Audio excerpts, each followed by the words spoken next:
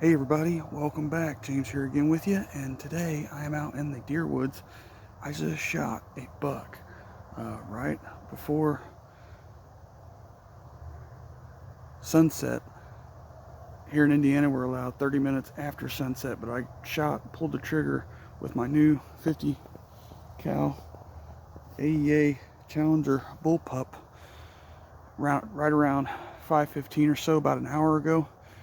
And a decent little body buck, using my sponsor's ammo, Lucky 7 245 grain. Thanks again, Dana. He sent me some 245 and some 315 495 sized bullets or slugs, and they're awesome. They group well. I got this gun dialed in shooting high at 50 and tested it at 100, and it's dead nuts on, and I just probably took about a 110-yard shot offhand, and I just whacked this deer. And not only that, but I got it on film. I heard the thump off this round, guys. This thing carried some power, and what I recorded it through was not a regular scope. I used my new ATN X-Sight 4K 3-14.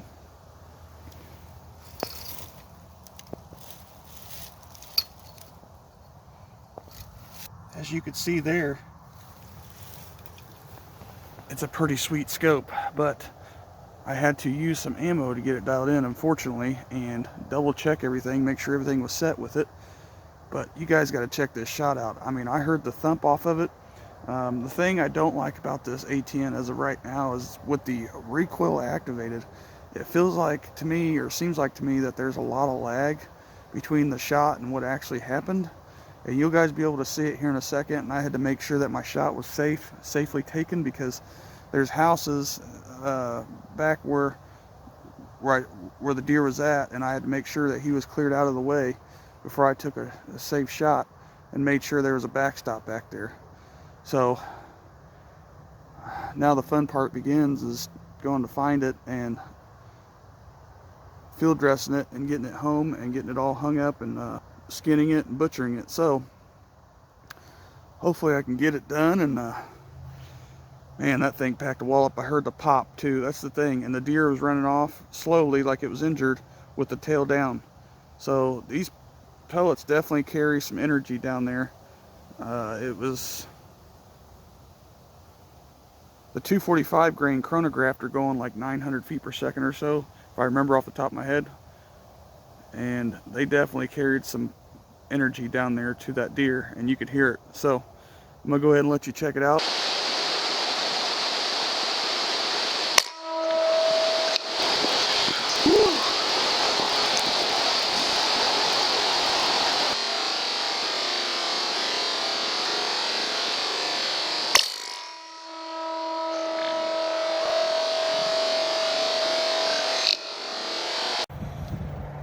Well, everybody, I thought it was lost hope. I've been out here for over an hour and a half looking for a deer, and I just stepped out of my truck here and I put my brights on in the field, and I drove over.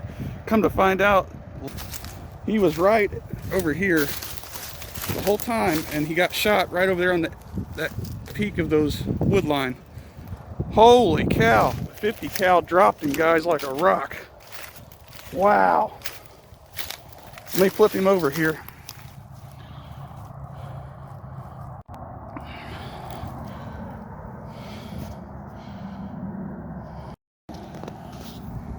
There he is.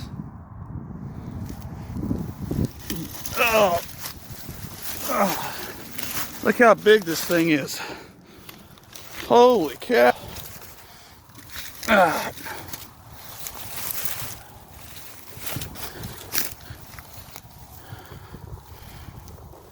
I hit him.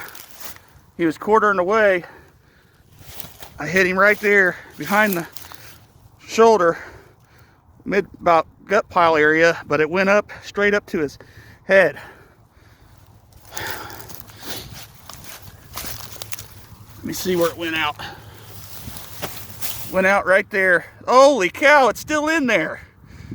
You got to be kidding me. It's still in there. That is nuts. Over a 100-yard shot, free-handed, with a PCP 50 caliber air rifle, guys. Whoa. There's a first time for everything. Jeez.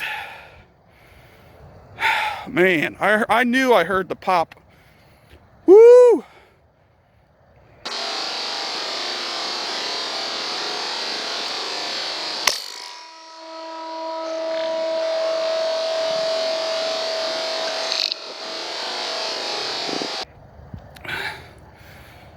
Woo! As if I lost all hope. Wow. Again, thanks for watching. Thanks for supporting me. Appreciate everybody who watches. Man, not the biggest buck in the world, but you know what? It's all right. I'm not worried about the rack. I was fortunate enough to take a deer this season with an air gun, no matter what it is. Jeez. Woo!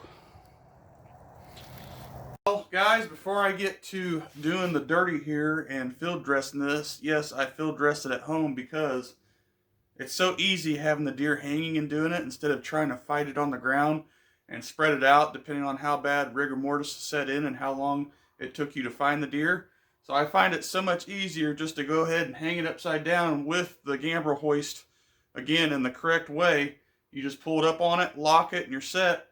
And then I start field dressing it here, and I have a trash bag down below to catch everything. And then I'll spray off the cement floor with a hose and get all the extra stuff out of the garage.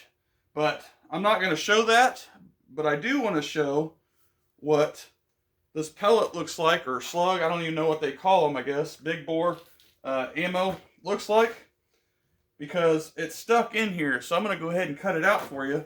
But before I do that, I want to show you what this looks like. So this is the one that I used today. This is the 245 grain Lucky 7 495. So again, Dana, I appreciate it. Thank you very, very much. And all my other sponsors also that helped me out, especially Terry over at Fox Air Power. If it wasn't for him, I wouldn't be getting the AEA guns in, which the 50 cal I actually, purchased, but he gave me a good deal on it. So again, thank you guys so much, and I appreciate it. And Jason, if you're watching this video, thanks again, man, for the ATN. I truly appreciate it. You don't know how much it's made my day with this deer on film. So I'm going to go ahead and cut this. Hopefully I'll tilt it down here. It's not too gory. It's right on the shoulder. Right in here.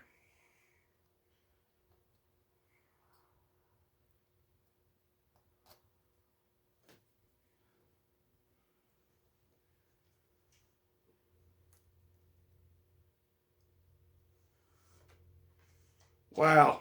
That thing stayed solid all the way through, guys. No deformation hardly at all.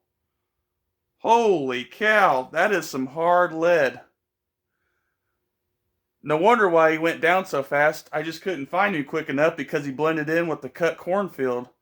Holy cow, man. That is some hard lead. There is no deformity, and I know for a fact it hit some bone because I just cut it out the outside of the shoulder plate. Wow. That is crazy, guys. I cannot believe that. Man, Dana, you really worked up some good loads here. Definitely accurate and definitely very, very powerful to stay like that, not deformed. But it did some damage, and it must have done some internal damage, which I'm not going to be able to show. But I'll get to that point and report that. So I'm actually not going to show that part because it's already field dressed and everything's down in the barrel. But I do want to add this. This was such a good shot that I'll show you here. The 50 cal projectile went in the heart and straight down the heart, like literally came out the top of the heart there. If that's not a well-placed shot, I don't know what is, guys. Woo! I appreciate every one of you for watching. And as always, thanks again. I hope to see you on the next one.